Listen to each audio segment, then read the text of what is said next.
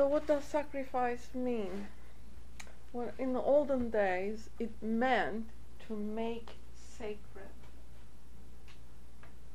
To make sacred.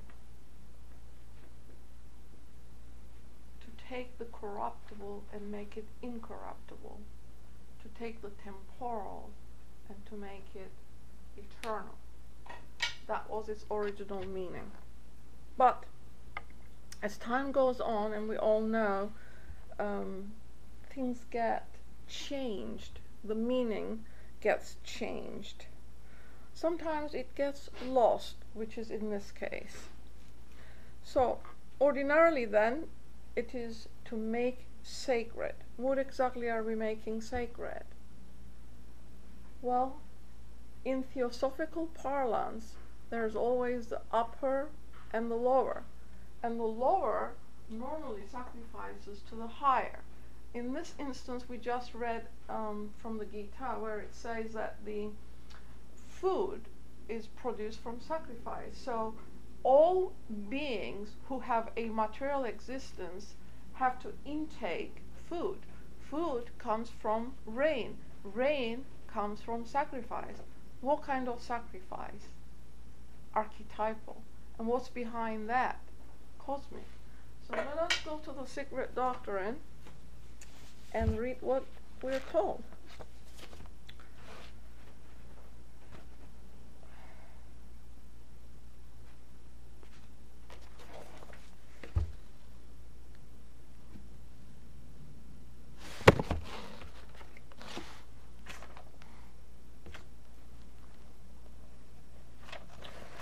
Okay, it says here,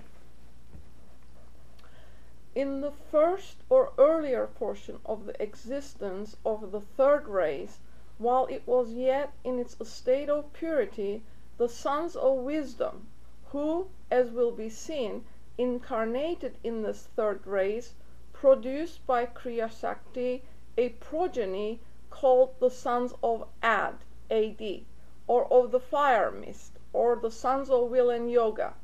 They were a conscious production, as a portion of the race was already animated with the divine spark of the spiritual superior intelligence. It was not a race, this progeny. It was at first a wondrous being called the initiator, and after him a group of semi-divine and semi-human beings. Set apart in archaic Genesis for certain purposes, they are those in whom are said to have incarnated the highest Dhyanis, Munis and Rishis from previous Manvantaras, to form the nursery for future human adepts on this earth and during the present cycle.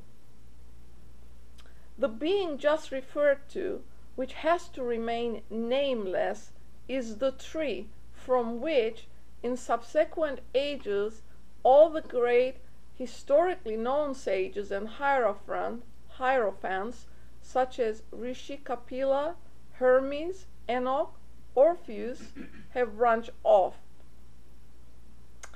As objective man, he is the mysterious yet ever-present personage, about whom legends are rife in the East, especially among the occultists and the students of the sacred science. He is the initiator, called the Great Sacrifice, hence that title, the Great Sacrifice. For sitting at the threshold of light, he looks into it from within the circle of darkness, which he will not cross, nor will he quit his post till the last day of this life cycle. Why does the solitary watcher remain at his self-chosen post?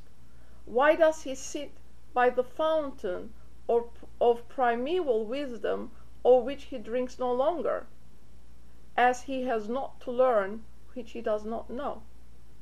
Because the lonely, sore-footed pilgrims on their way back to their home are never sure to the last moment of not losing their way in this limitless desert of illusion and matter called earth life, because he would fain show the way to that region of freedom and light from which he is a voluntary exile himself, to every prisoner who has succeeded in liberating himself from the bonds of flesh and illusion. So this is the great sacrifice called the initiator, who is sitting at the threshold of light, but from the side of darkness, and he will not cross to the other side, because his mission is to show those who have liberated themselves to the region of light. So it obviously tells us that there are pitfalls, and we can get lost in our mission to cross to the other side. Now, so this sacrifice then is at the beginning of cosmic regeneration, because in every cycle, obviously, there are these beings. I don't know what's going on with this microphone. It keeps. Sorry.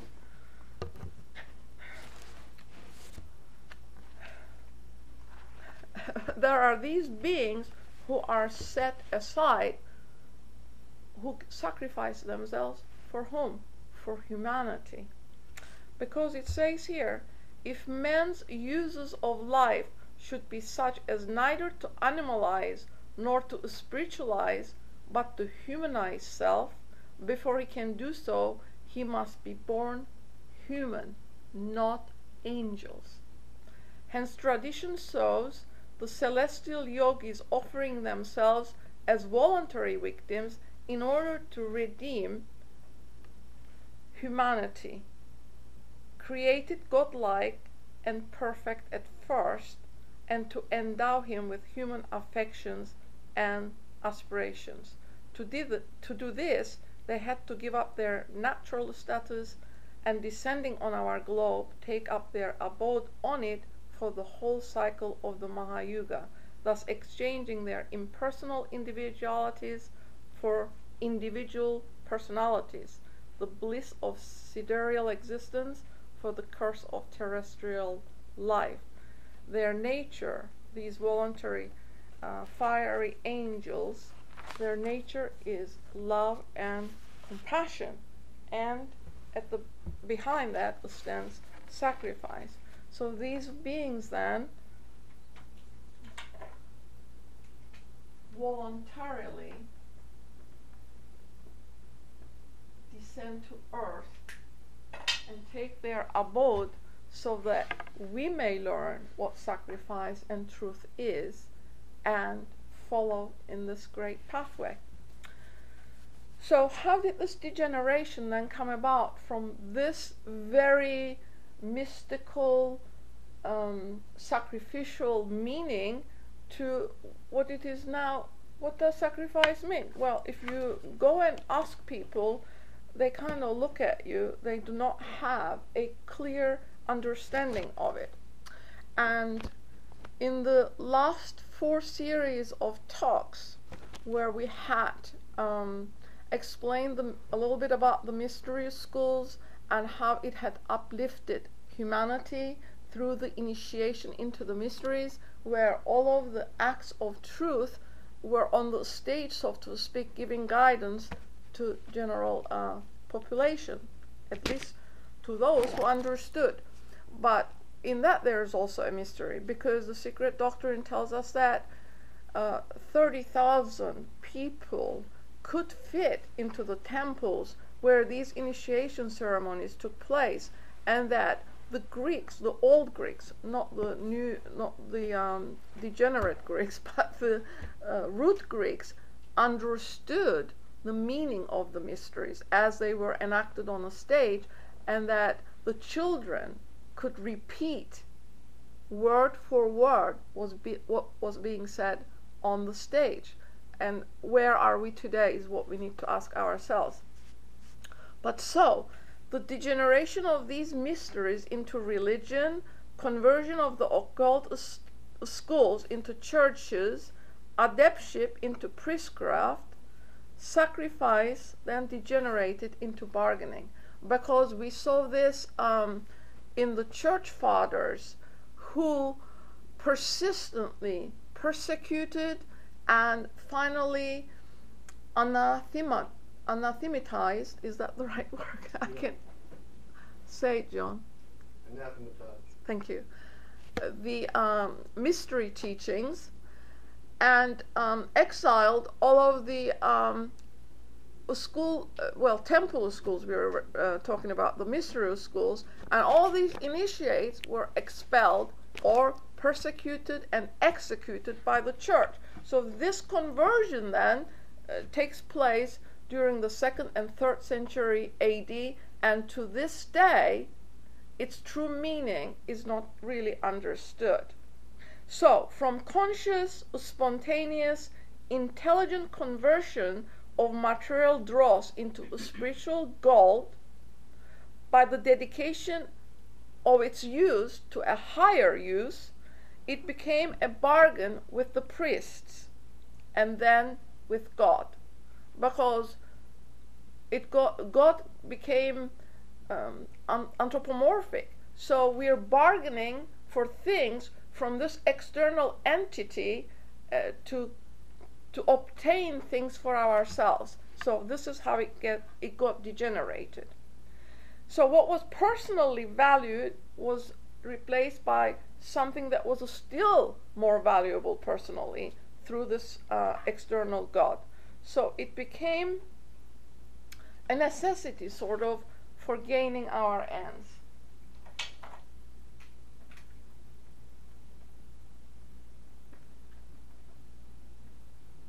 This is very important.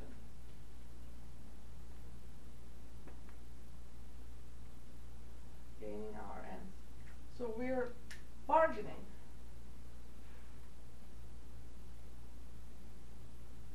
This is how it got degenerated. We're bargaining with this external God. So the businessman sacrifices energy and time for what? Acquisition of power and wealth. But he rather inherit it than work for it. The workman then goes to work for 8 hours for food, shelter, and movies on the weekend, but he rather have it grow on trees. Parents sacrifice time, money, vitality for their children, and to educate them, and for them to become a credit to the parents, and remove the burden from supporting them later on in life, and perhaps that they help us in retirement. So sacrifice. It says in this article, sordidness is baptized in thy name. Sordidness, not my words. So, how many of us joyously, intelligently, with wisdom, and with easiness of conscience sacrifice? That is the true meaning of this word. And we need to ask it of ourselves. No one else actually can do it. So, as we just read from the Secret Doctrine, sacrifice is creation itself. So it is joyous into bringing into the world of beings who guide and superintend our progress towards immortality. So these beings then joyously and willingly give themselves to this task. So this is, it says, the meaning of evolution, and it defines sacrifice in this sentence. Sacrifice is the clear, the sparkling energy of the eternal stream of life. It's a beautiful statement. So, and we saw how stagnation and then corruption sets in. So,